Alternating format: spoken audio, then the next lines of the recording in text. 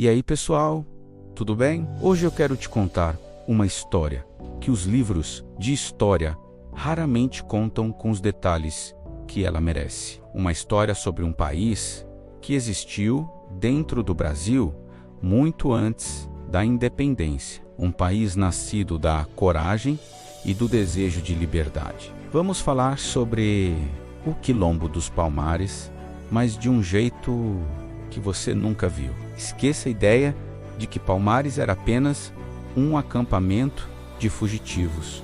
Nós estamos falando de uma nação, um verdadeiro estado organizado no coração da colônia portuguesa, lá no século XVII. Localizado onde hoje é o estado de Alagoas, na Serra da Barriga, Palmares era um refúgio. Sim, mas um refúgio que se transformou em uma potência. A história começa com pessoas que disseram não à escravidão. Africanos escravizados que escapavam dos engenhos de açúcar da capitania de Pernambuco se embrenhavam na mata em busca de um lugar seguro. E eles encontraram, mas não estavam sozinhos. A eles se juntaram indígenas que também fugiam da violência colonial, brancos pobres, que não viam futuro na sociedade portuguesa e até soldados desertores. Palmares era uma sociedade multiétnica, unida por um ideal: a liberdade. O que diferencia Palmares de outros quilombos é sua escala e sua organização. Não era um único povoado, mas uma confederação de mocambos, que eram como cidades-estado interligadas. O maior e mais famoso deles era a capital, Cerca Real do Macaco. Juntos, esses mocambos formavam um território vasto, com uma população que, em seu auge, pode ter chegado a mais de 20 mil pessoas. Pense nisso. Uma cidade do tamanho de muitas cidades europeias da época, escondida nas serras brasileiras. E como funcionava essa nação?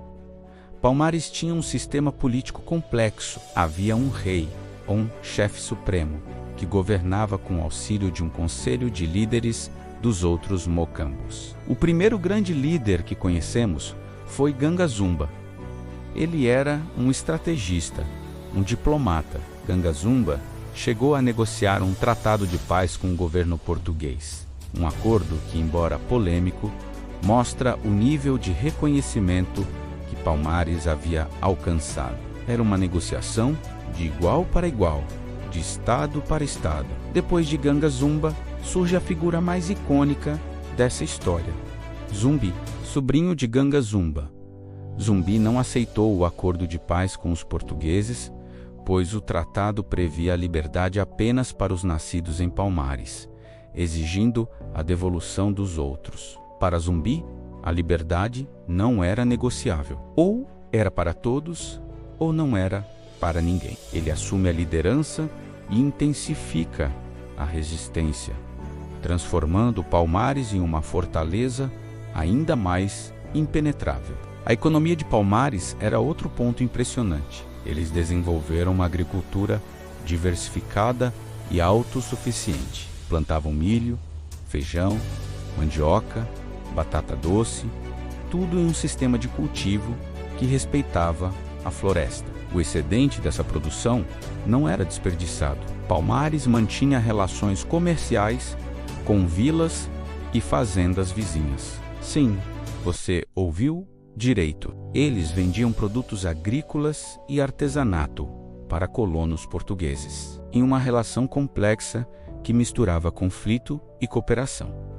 Palmares não estava totalmente isolado. Era um ator econômico ativo na região. Além disso, a defesa era uma prioridade. Palmares tinha um exército treinado e organizado, com táticas de guerrilha que davam um nó na cabeça das expedições militares portuguesas. Eles conheciam a mata como ninguém, construíam paliçadas, armavam emboscadas e usavam o terreno a seu favor. Por quase um século, Palmares resistiu a dezenas de ataques. Foram mais de 60 anos de guerra constante, repelindo expedições financiadas pela coroa portuguesa e pelos senhores de engenho, que viam naquele quilombo uma ameaça existencial ao seu sistema de exploração. Pense no que isso significava. Enquanto a maior parte do Brasil estava sob o jugo da escravidão, existia um território livre, um país onde a lei era outra, onde a cultura africana podia florescer e se misturar com outras influências, onde as pessoas eram donas de si mesmas. Palmares tinha suas próprias leis, sua própria religião, que misturava crenças africanas e catolicismo popular e uma estrutura social baseada na cooperação. Era um projeto de sociedade radicalmente diferente, um contraponto direto ao Brasil colonial. Mas, infelizmente, a pressão se tornou insustentável. O governo colonial, desesperado para destruir aquele símbolo de insubordinação, contratou o bandeirante Domingos Jorge Velho, famoso por sua crueldade e eficiência militar. Ele veio de São Paulo com um exército de mercenários indígenas aliados, equipado com artilharia pesada. A guerra final contra Palmares foi brutal. Em 1694, após um cerco longo e sangrento, a capital de Palmares, Cerca Real do Macaco, foi invadida e destruída. Zumbi conseguiu escapar, mas continuou a luta por mais de um ano, liderando a resistência em táticas de guerrilha. Ele foi traído por um de seus homens e, em 20 de novembro de 1695, foi capturado e morto. Sua cabeça foi cortada, salgada e exposta em praça pública, em Recife, como uma mensagem macabra do poder colonial para desencorajar qualquer outra rebelião. A destruição de Palmares e a morte de Zumbi foram um golpe duro, mas a história não acabou ali. A memória de Palmares sobreviveu na oralidade, nas lutas que se seguiram, e hoje é um dos maiores símbolos da resistência negra no Brasil e no mundo. Zumbi dos Palmares é um herói nacional, e o dia 20 de novembro, data de sua morte, é o Dia da Consciência Negra, um momento para refletir não só sobre a brutalidade da escravidão, mas sobre a força incrível daqueles que lutaram contra ela. A história de Palmares nos ensina que a busca pela liberdade é uma força poderosa. Ela nos mostra que mesmo nas condições mais adversas, é possível construir alternativas, criar novas formas de viver. Palmares não foi uma utopia perfeita, mas foi uma nação real, um país que ousou sonhar e lutar por um mundo sem senhores e sem escravos. É uma parte fundamental da nossa história.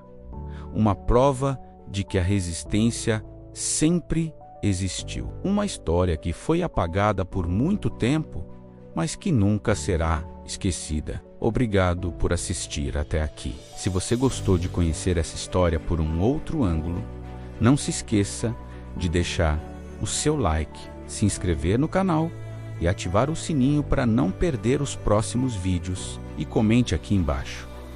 Você conhecia Palmares como um estado organizado? Qual parte dessa história mais te surpreendeu? A gente se vê na próxima.